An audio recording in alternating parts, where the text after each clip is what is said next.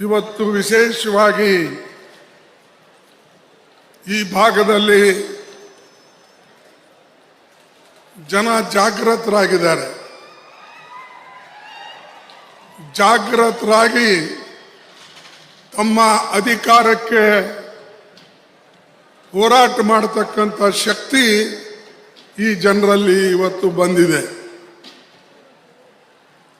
ಅದಕ್ಕಾಗಿ ಹಿಂದೆ ನಾವು ಆರ್ಟಿಕಲ್ 371J